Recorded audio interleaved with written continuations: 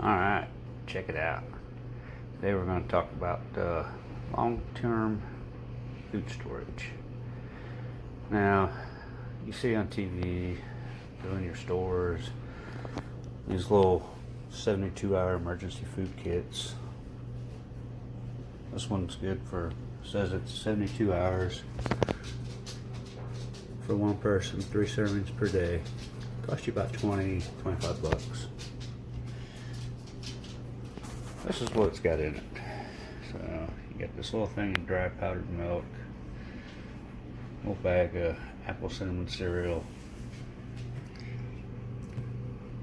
some brown maple multigrain cereal, some rice and beans, vegetable pasta, noodle soup.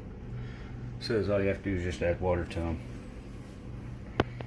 I don't know about you, but I think I'm gonna be hungry if this is all I'm gonna eat or drink in 3 days, especially for 20 bucks. So other options. So let's step right over here. Go to your local big old store like Sam's Club or something like that. You can pick up like a 50-pound bag of rice for roughly 18 bucks. Now, there's multiple ways to store this. Either mason jars or a Mylar bag. Either way I go, I'll put some O2 absorbers in there. My personal preference is I like to try and get either the single packs or like this pack here, there's 100 of them in there. It's 10 packs of 10. So I'll try and use one pack at a time. That way I keep them sealed up. If not, if you got to open up a bunch, what I've done before is I've took one of these mason jars, and when I was done with my O2 absorbers, put it straight in the jar and let it seal itself. And they last a little while like that, but they end up dying out. And buying the single pack ones is the best way to go. So like I said, man, the pre-packed food, it's $20 for that little pack. So you can pick this bag up for like 18 bucks here in Indiana. Mason jars, I think this was like 12 bucks for 6 of them. It'd probably take you probably 12 or 15 of them to take that whole 50-pound bag of rice. So I like to do, because this can end up growing critters in it if you just throw this in the closet. It's happened on me before. So what I do is I'll preheat my oven up to 250 degrees. This is for putting it in a mason jar. I'll wash all my jars. My oven gets up to 250. I'll put the jars in there and let the sit in there for about 15 minutes.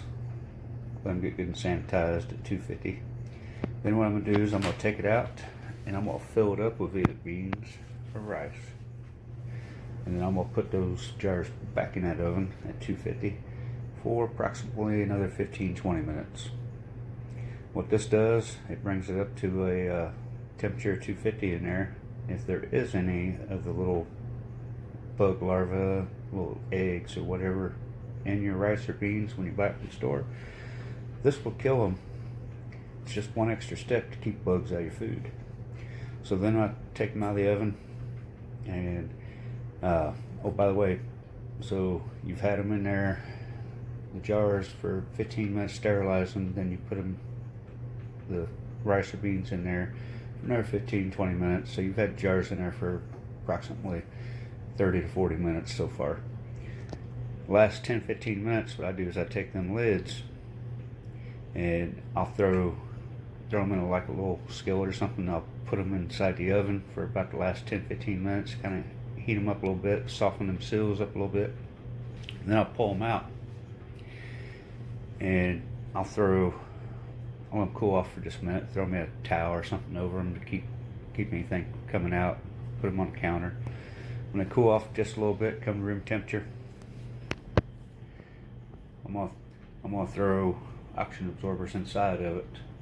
That way it will seal itself. You see, I've had these since May of last year and April of last year, and looks good. No bugs in there or nothing. It's nice and sealed up. A little dust on the jars, but good alternative to survival food or long-term storage compared to trying to buy one of these kits. These kits can get quite expensive. I'm sure they'd be good in a pinch, but I added this up and that was roughly, let me see here, I got it written down.